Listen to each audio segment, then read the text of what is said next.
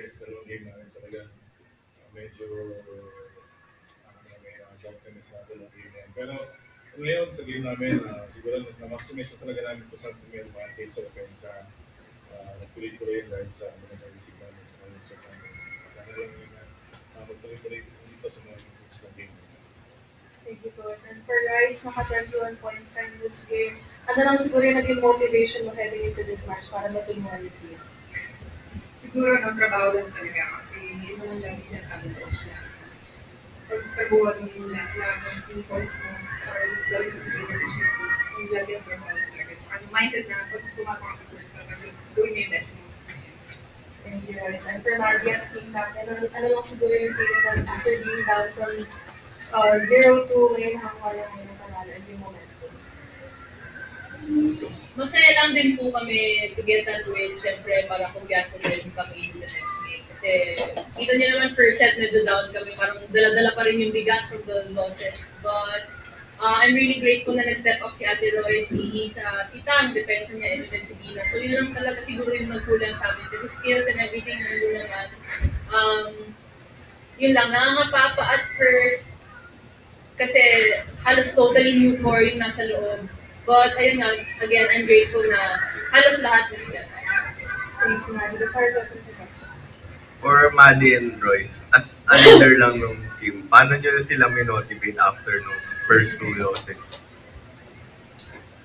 Siguro sa akin, sabi ko sa kanila, isa-isa lang tayo hanggang mabuti ng 25. Wala namin itong gagawin din eh. Kaya isa-isa lang talaga. For Maddie?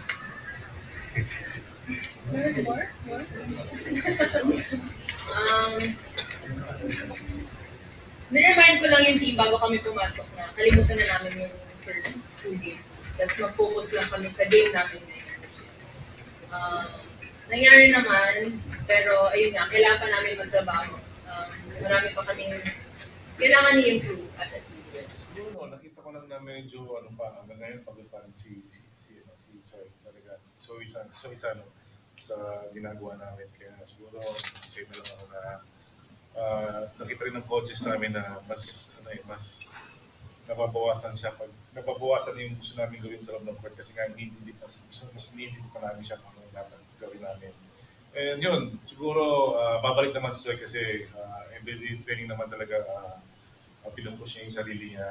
Sana lang yun na makapahinga sa akin. Pagdating sa mga kailangan namin sa crucial games or kung dumating na games, kakailanganin pa rin namin siya.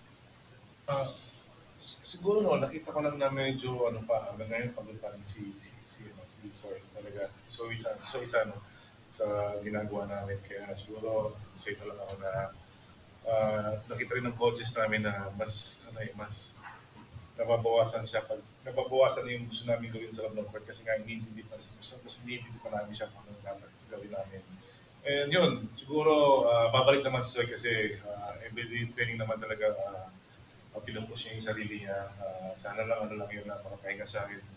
Pagdating sa mga kailangan namin sa crucial games or kung dumating na games, kakailangan.